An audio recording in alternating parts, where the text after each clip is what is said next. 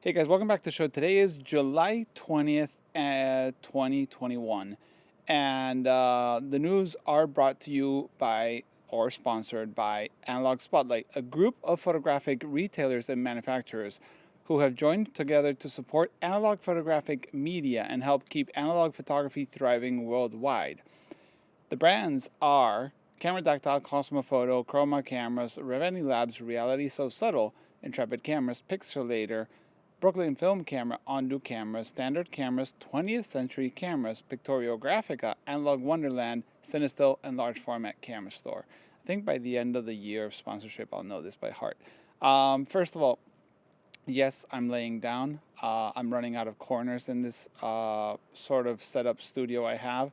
And yes, I'm very sorry. I forgot to shave. I only shave for the news, and I totally forgot. Today I had an appointment with some government stuff in Finland, and I kind of ran out of the house. So yes, the news are laying down in my suit without shaving. Sorry, guys. I guess you're getting a late one. Also, it's like 8 o'clock here, and I've been very slow with the news today. So let's start straight into the juicy news. Negative Supply has launched a new Kickstarter campaign for their LM1 Lightmeter. What is the LM1 Lightmeter? Well, it's the first Lightmeter made by Negative Supply. They've hinted it around a year ago. It's been in the works. I've seen a ton of behind the scenes because Saxon, one of the co-founders and designers of Negative Supply, is a good friend, and he shares a ton of stuff. It looks super cool. I'll say this Lightmeter brings more sexiness to the Lightmeter world than functions, but doesn't mean it lacks functions. So let me read a little bit. So it's pocket size design, which is nice. It looks pretty small, like a big Zippo for like a lighter. Color temperature sensor, which is very interesting if you're shooting video like I am right now and your color temperature is whack, you need that. Or if you're shooting stills and you are a cinema stock guy and you shoot 250D or 500T or Cinestill and you want to know the light temperature so you use filters or not. This is less and less popular nowadays because everybody scans and color corrects in the scan software. But still, that's pretty cool for a tiny little Lightmeter like this one. It's a durable all-metal construction. Like Negative Supply items, they are probably very good as hammers too, so that's good to know. We have integrated rechargeable battery. This means it's USB-C. You can charge it. Supposedly it lasts around 2 weeks. If you don't use it all the time, and if you use it a lot, I guess some less. And it charges around 2 hours. I'm not going to give my personal opinion on all this because there's things I don't like the integrated battery, but I'll leave that for a video when I have one in my hands and I can do a review and give my opinion on that. Multiple color finish options. This is also very cool. They are made in aluminum and they can tint them. I don't know exactly how it works. Somebody will anodized, I think is the word. They have green, which is pretty cool. They have I remember the green. There's a purple one. I don't know. There's a bunch of colors. You'll go check it out. But the cooler one is they have a brass one, which kind of matches that brass Leica MP look, and it's painted black, bright black or shiny black, kind of like an MP, and it actually brasses. So you can go ahead and check that out at the Kickstarter. It's very cool. Has a backlit memory display, which is pretty easy to see in the light, and a strap attachment anchor point. So you can put a little lanyard, strap, leather strap, whatever you want. So this Kickstarter launched yesterday, Monday the 19th. It has already reached 100%. I think there are 150%, which means a lot of people were in the search of a cool looking Lightmeter. And congratulations to Negative Supply. Then we have Valoi update. I'm actually sitting here next to some Valoi stuff. Not that they sponsored this, but just so you know, I'm sharing studios with them. They have received the duster and masks now and are working on shipping. They are, because I've seen them. We have shipped 90 orders as of today of the backers and another 90 tomorrow probably. So they'll finish their Kickstarter shipments by the end of this week, which is very good news for Valoi and for those who back the Kickstarter campaign. They will be moving to pre-orders after that, and should be expected to finish with all of that by the end of the week, even better. Then we have Cameradactyl and his giant camera and self-developing back. Like I mentioned, Ethan Moses from Cameradactyl has been playing around with the fact of using a self-developing back, which works as a tray film holder developing tank. And he's been shooting something like 20 by 24 inch shots. I think he's done this live on the homemade podcast cameras, something. I'll try to find the link to show you guys. Pretty cool. Ethan's, as I always said, great guy, crazy guy, fun guy. But very cool that he's developing this. Then we have news from the film world. Ribsy, who has a channel on YouTube, has come out with his own film. So it's called the new classic EZ400 film. It's a black and white 35mm 400 ISO film. It is a repackaged film. No, he didn't make his own film from scratch. He is a YouTuber by the end of the day, and YouTubers don't have that kind of budget, at least that I know. Or if they do, please let me know how they do it. But it's super cool that he's making this. Once again, making a 400 speed film in a different twist with his own branding and another way to support a creator, which is cool. Instead of just supporting for the sake of making content, it's a pretty cool thing to do. It's available already. It's on a Kickstarter, so you can go ahead and buy some, and he will probably be shipping it almost immediately, so that's cool. Then this comes from Cameraville, also sort of share the office with him. Jordan sent me the Gizmon Wtulens. I don't know how to say that. This seems to be a 17mm lens that has like focusing options for some mirrorless cameras, but you can unscrew the front element of it and screw it onto LTM cameras with an adapter or Leica M, and it's the quick snap lenses repurposed. So disposable lens repurposed, but I didn't know there was a 17mm for this, but this is pretty cool. And you can buy them somewhere on Amazon or something like that. I couldn't find the link because I could find the link to the website, not for the Amazon, because it's telling me if they can ship it here and not showing me all the options. But if you want something super playful and toyful and, you know, get those lo-fi results, this could be a cool lens for you. It is also very, very thin because of the, you know, basically lack of focus on M cameras or LTM cameras, which LTM stands for Leica Thread Mount M39, basically. Then, from another friend, we have Panomicron Chromium. Oscar, who's the guy behind Panomicron, he's been making all kinds of like cool cameras and usually open sources them and stuff like that, has made the Chromium. This is super impressive. It's an open compact camera, so open source. It uses an 8mm f3.8 fisheye lens. I think it doesn't have variable aperture. It's like one of those iPhone lenses, or so it looks.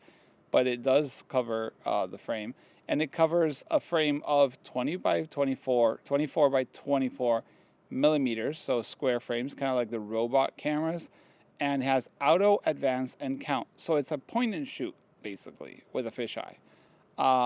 Like I said, super impressive. It all made at home. Oscar is the tinker maker, so it's not like, you know, you can make it with your kitchen knife and some scissors and aluminum foil. This requires some tools that we don't all have at home, but Oscar does. So super cool. And honestly, Oscar, I hope one day you push your cameras further than, you know, making a few of them. I hope it makes mainstream. I need you to make an Olympus XA or XA2 or something like it, but new, really. We all need it. The market needs it. So let's move to the next news. From news sponsor Standard Cameras, which usually is not in the news a lot because they haven't been coming out with a lot of cameras or new things. They're working on a standard camera 4x5 version 2. It uses M3 hardware for European users. Let me explain a little bit. Actually, I was into the explaining who the sponsors were each week, and then I lost it with them moving over. So I should get back to that. I'll get back next week. But Standard Cameras. Standard Cameras is an open source large format camera that is a monorail, but it's very lightweight. And it's also very cheap if you buy it from them. It's kind of like a do-it-yourself. I have a kit which they sent me like a year and a half ago, which I still have to finish doing. I want to do a video on showing how to mount it, even though they have their own video, but I want to show you a different perspective just in case from someone that's never done it.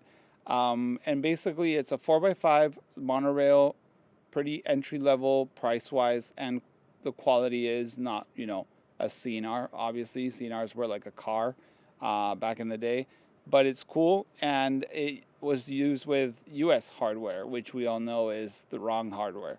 So this is now built for European hardware, which is metric hardware, which is the right hardware. We all know that.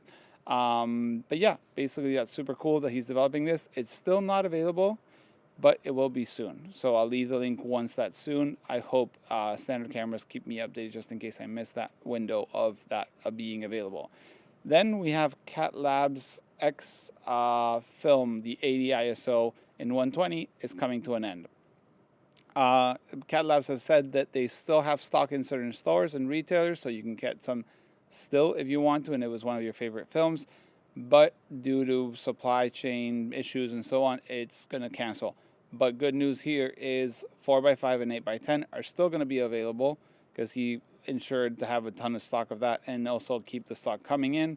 And also there's a new film coming from them that I can't give you more details because I can't and I don't have more details. I've had a couple of rolls in my hands and then I sent them, I can't say.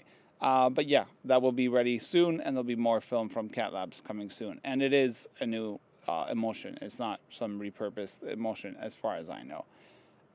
Then we have a project.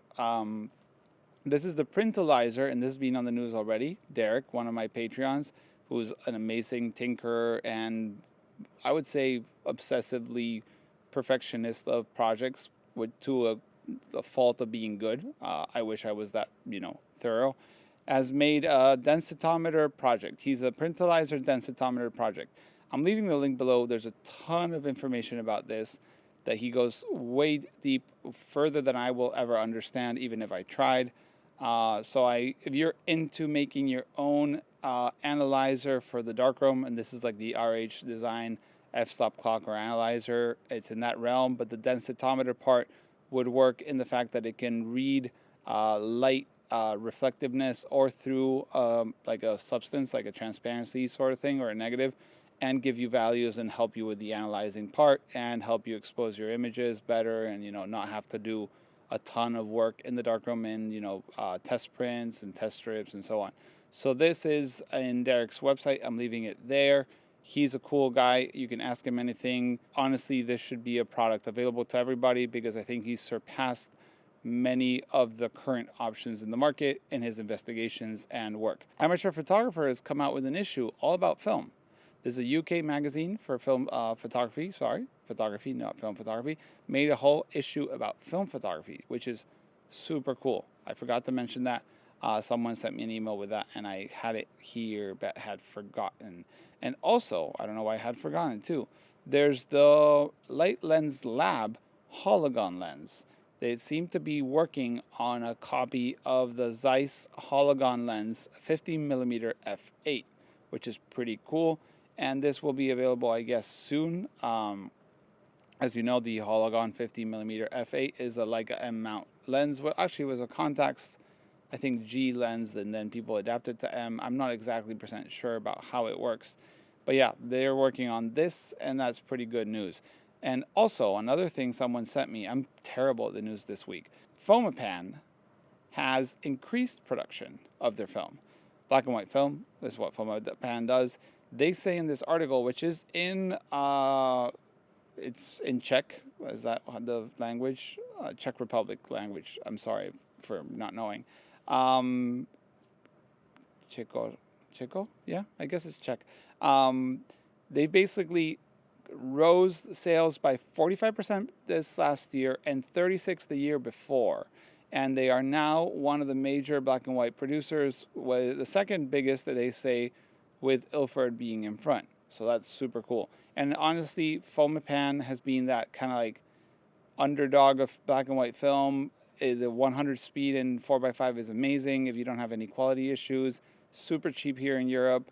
Honestly, I hope they start putting money towards like making the machines, renewing the machines, which is what the industry needs, not just running on all machines and so on. So yeah, that's the news this week. I'm very sorry for the lack of seriousness and the mistakes with the news at the end. But yeah, as always, send an email to the email below. I do read them. I had them open, but I forgot to put them on the script. Thanks for watching, guys. See you in the next one. Bye.